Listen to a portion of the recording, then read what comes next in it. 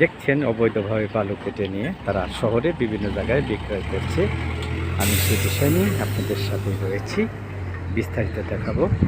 অবৈধ বালু উত্তোলন করছে এই ট্রাকে করে। এই একটি ট্রাক, এটা শহরের উদ্দেশ্যে যাচ্ছে। আরও ট্রাক দেখা যাচ্ছে যে বেশ কয়েকটি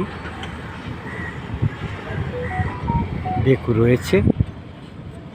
ট্রাকও বেশ কয়েকটি বালু নিয়ে যাচ্ছে।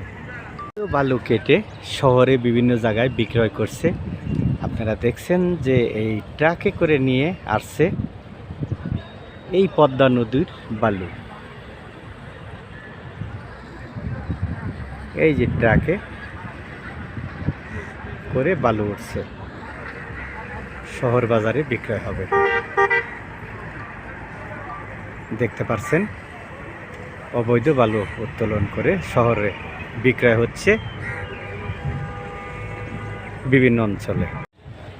দর্শক, আমি এই মুহূর্তে রয়েছি রাজবাড়ী জেলা পাটুরিয়া ঘাট।